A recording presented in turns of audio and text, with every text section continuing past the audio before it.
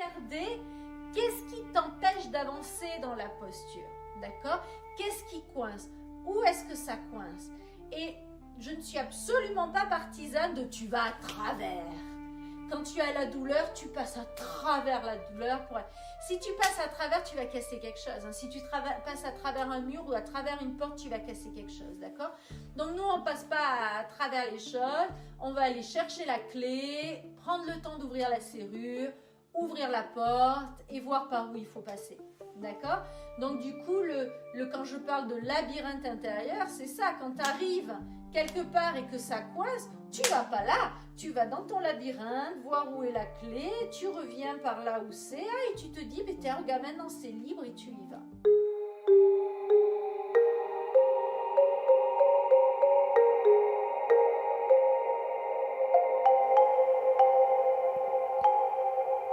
Le yoga n'est pas une performance, c'est un chemin d'amour de soi vers l'autre. Il y a quelques années, j'avais déjà parlé de l'importance du labyrinthe intérieur, ainsi de ce moment dans la posture où ça commence à coincer, où on voudrait passer à travers, forcer un peu, trouver une issue rapide. Mais dans le yoga, le passage n'est jamais une brèche, c'est une clé. Et cette clé se trouve à l'intérieur du corps.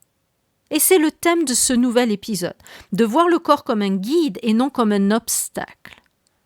Je me souviens de ce live où j'avais parlé du labyrinthe intérieur et de ces 3 clés. La première, ne pas passer à travers la douleur mais chercher la clé. La deuxième, comprendre que chaque tension est un message, pas un mur. La troisième, se laisser guider par la présence du corps, pas par la volonté. À l'époque de ce live, je cherchais encore à comprendre mes blocages. Quand je sentais une limite dans la posture, j'essayais de trouver pourquoi. Pas en fouillant les émotions ni les souvenirs, je cherchais plutôt la bonne direction dans le corps, où l'énergie bute, dans quoi je tape, quel est l'obstacle concret, par où passer, qu'est-ce que j'ai besoin de bouger pour laisser circuler l'énergie. Ceci est une étape essentielle au processus pour libérer le mouvement. Mais elle ne s'arrête pas là. Et à l'époque, c'était sincère, mais je tenais encore les rênes. Je voulais comprendre pour orienter. Et à force de chercher la sortie, j'oubliais parfois simplement de sentir l'instant, le souffle, la texture du vivant. Alors, j'ai décidé de cesser de chercher. J'ai laissé la place au silence. Je me rappelle, c'était en 2019 le tournant, juste avant le confinement. Après plus de 20 ans d'enseignement et 11 ans auprès de ma mentor, j'ai décidé d'arrêter tout enseignement et même d'arrêter de m'enseigner à moi-même. Je me suis retirée pour écouter, sans performer, sans méthode et sans modèle. Et je veux le dire clairement, si j'ai pu faire ce pas, c'est grâce à toutes ces années où j'avais une enseignante. On n'arrive pas sur le tapis en sachant écouter de cette manière. C'est un processus. À un moment, l'enseignement juste t'amène si près de toi-même que tu peux continuer seul. Non par rejet de l'enseignant ou du maître, mais par fidélité à ta voix intérieure. C'est pour moi la signature d'un bon enseignement. Il t'initie, puis il s'efface. Là, à ce moment-là, quelque chose s'est révélé. Mon yoga intérieur. Et j'ai découvert que le corps ne demande pas d'explication. Il demande de la place. J'ai appris à laisser venir ce qui se présentait en moi, en dehors de tout enseignement, de toute méthode, et à suivre ce passage vivant qui s'ouvre depuis l'intérieur.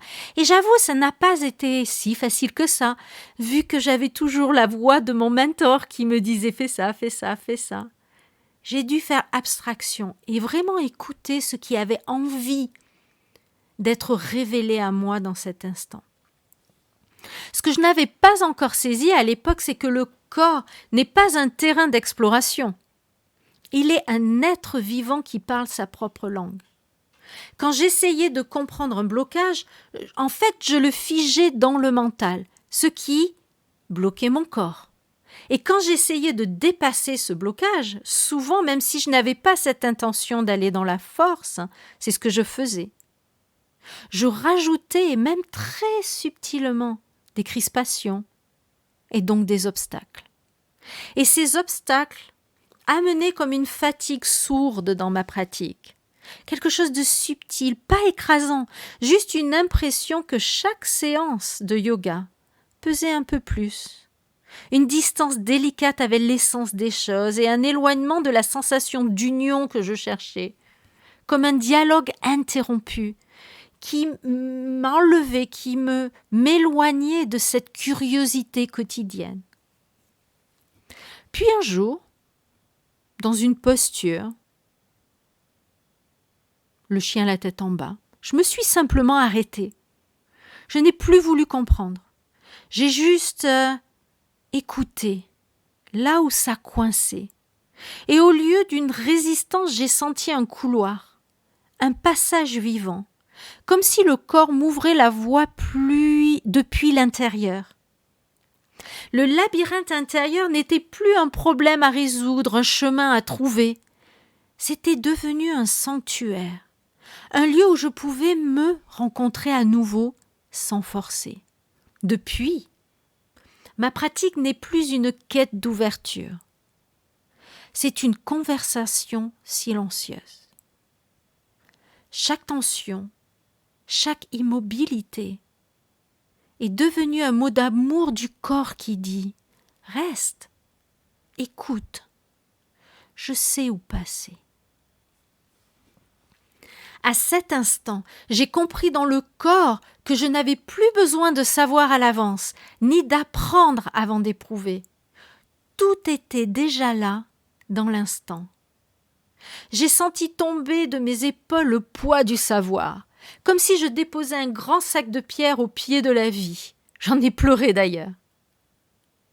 Il y avait de la légèreté et de l'humilité. Venir sur le tapis la tête vide, présente, simplement à l'écoute de ce que le corps allait proposer. C'est cela pour moi la connexion au labyrinthe intérieur. Un abondant confiant, où la sagesse naît de l'expérience et non l'inverse.